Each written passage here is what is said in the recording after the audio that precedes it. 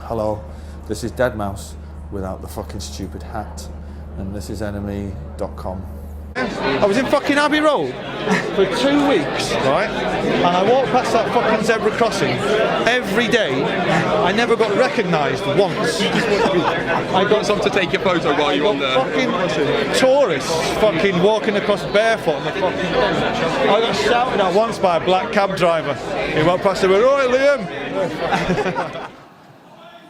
Thank you very much. And I would like to dedicate this award to my wife, who is by far and away the coolest person in this fucking room, apart from me and him. Thank you very much. Have a great night. Goodbye. I have to tell you a funny story, and my wife won't thank me for this, but this is like 5, 6, 7 years ago. We go to buy this house, right? And we're stood in the back garden, and the estate agent is saying, and of course, down the bottom, we have a 2-bedroom separate flat, for, whatever, if you kids have a nanny or something. And I was going, no, I can turn that into a creative space.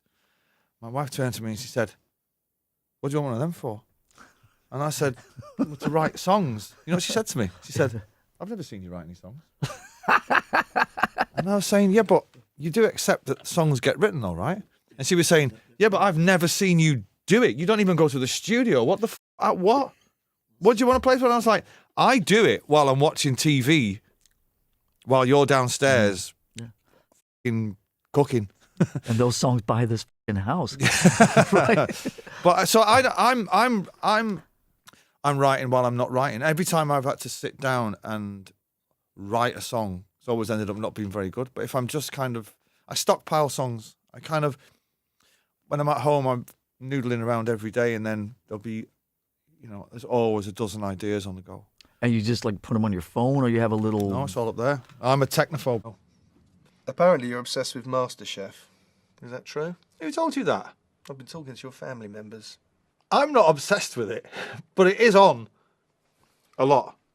No, that's not what she said. What did she say? She said you're obsessed with it. You're obsessed with Greg Wallace, and it's on Series Link. Now tell the truth.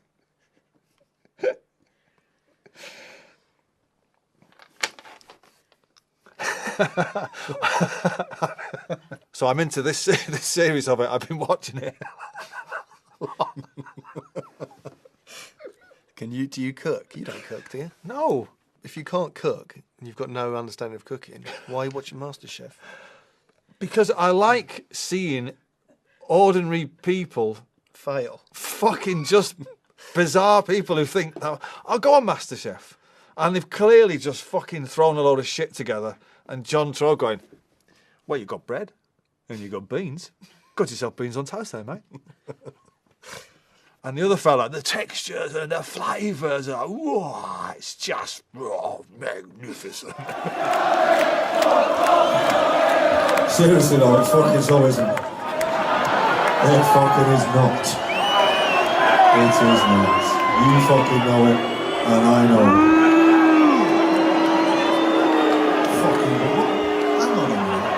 You predicted that it wasn't going to come home. You said so on stage. Yeah, there was a bit of stink about that. There's a bit of he get so fucking. They were so. What's the word I'm looking for? I think the country lost its mind for a bit. It was good though, but I got to say, I know. Did you ever think at any point you were watching England that you were watching the World Champions? No, I never did either. I predicted quarters. When you've got like whatever many thousand people singing it in between the fucking songs, you're just like, "Oh, you poor bastards." And I was like, we're all fans of England and all that. Wanted them to win. My 2 lads, my eldest lad was distraught in the pub when they went out in the semi-final, right. And he was crying, like properly crying. Yeah. And I was saying to him, he said, "Oh, we're so shit, we never win anything." And I was like, "You're only fucking 10. You've not been alive. We've only seen 1 World Cup. It's going to get much worse than this." Is he Man City? Because I guess he'd be modern Man City. Well, it's kind of a rule in our house. Okay, well, I mean, he's and modern Man City, I was saying to him, look at it this way, right? You're a City fan, right? Imagine if you were a fucking Geordie. And he cried and just went, "Oh, fuck off, Dad." It's only 10. I don't know where he gets it from. England are a fucking good team, man. They're a good team. I mean, I'm pretty biased. I've never really, I'm not really an international football fan, but I've never really been a fan of the England team. Fucking Wayne Rooney and all the Scousers and United players, they really put me off. But now it's all City and Tottenham. I'm like, fucking like these lads. Get John Joe Shelby in, we'll be fine. Fucking Lingard, whatever his name is, from Sesame Street, he's all right. Fucking, you can ignore him. But other than that, it seemed like a good bunch of lads, and I think that's why the country got behind them. Hugely. And obviously we have to talk about your music at some point. My music, well, it's same old, it's just brilliant. Rehearsing the song with the French bit in for Jules Holland. So I'm saying to her, before the thing comes in, play a tambourine or something. And she did that dismissive thing that French women do. I will not play the tambourine. The shaker? I will not play no shaker. And she said, I play the scissors. Sorry, for a second there, I thought you said scissors. Can you bring the scissors into rehearsals tomorrow then? And in she came, and when she took it, she's wearing a cape at the time. And when she started playing them, I leant into my bass player and I went, do you hear that sound? And he went, what, the scissors? I went, no, that's the sound of Liam glassing himself when he sees this. In Manchester, the night it aired, on the Saturday night, and I was in the front seat of a car and it stopped at the traffic lights and the car got surrounded by a load of geezers just going, scissors, scissors, doing this, scissors. The taxi driver's going, what are they going on about, mate? And I was like, really don't know. Scissors. Had enough. Gonna find somewhere else, I think. So where next? Where's the next sprawling castle with a moat? I don't know. We're happy in London at the minute. I don't think we're going to move anywhere. Yep. I don't know. I'd like a house in North Korea. Well, you're not going to get any kind of passing visitors. I know no one's going to do the popping, are they? You know what I mean? The water and I can't swim. You can't swim. No, I can't swim. Okay. No, swimming's for idiots. We're not supposed to be in there. Okay. Why do you think they invented jet skis? All right. So if we're ever in a pool together, I'll keep an eye on you. I kind of feel pretty embarrassed about not being able to swim. I mean, I can swim. I'm just not. I don't like. Well, hang on a second. Wait a minute. We've had like Ibiza conversations and all that stuff. I could save my life, right? I couldn't save anyone else's. And when Sarah gets in a swimming pool and she dives in, it's like the water's like glass and it's graceful. When I get in, there's fucking shit everywhere. There's more water outside the pool than that's in it, and it looks like there's an alligator fighting a fucking tiger in a bath. And it's just not for me, you know. But I used to feel really bad until we was on holiday. We're friends with Jade Jagger, who's Mick's daughter, and the subject of swimming came up. And Sarah was trying to embarrass me. You know, he can't swim. And she said, oh, my dad hates fucking water. He's never in the water. And I was like, well, there you go. If Mick Jagger can't do it, I don't. Me and Mick Jagger will be sat on the side, paddling their little feet like that. We're crisp aficionados in my house. Oh, what's your crisp? Crisp of choice. That's like saying, what's your favourite Beatles song? I mean, you must have a top three. Top three crisps. Okay, you can't. Okay. The beef flavoured Monster Munch. This is in no particular order. Right, and good. I can see you grimacing already. Yeah. I felt really uncomfortable. But you're a girl. No, go on, okay. Go on. They're the yellow ones. They're like from my childhood. They're unbelievable. Yeah. Now, any of the square crisps. Now we're talking. As my 7-year-old would say, are totally legit. Right? But for me, it's the salt and vinegar ones. They are the most legit. Yeah. Sonny. Agreed. Yeah.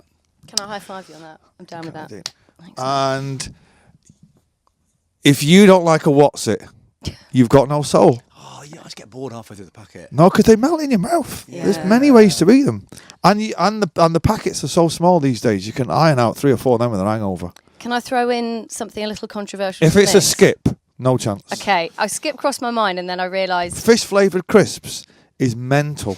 They don't taste. I don't think they're that fishy. Well, a prawn lives in the sea.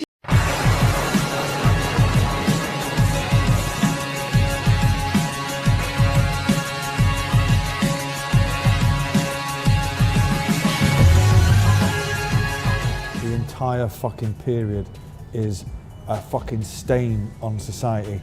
I fucking hate it with a passion. The jingles. Let me pause there by saying, when John Lewis put my tune in an ad last Christmas, I loved that. You're half the world away. At that particular point, I thought, Christmas, you know what?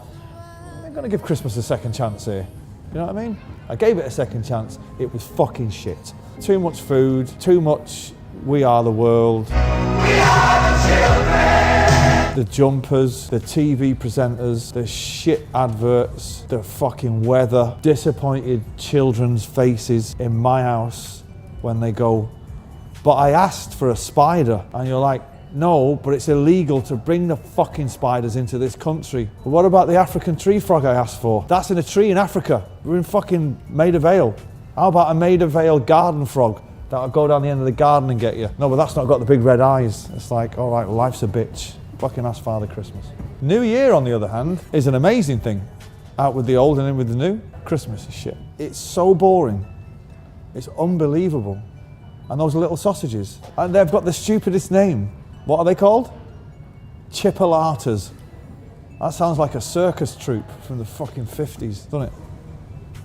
Dog shit. My daughter, who's 17, I've turned her against Christmas. She's on my side now. She hates it too. So I've only got the two lads to go. And then we'll all turn on Sarah. Get rid of her. What present would you be giving Liam this year?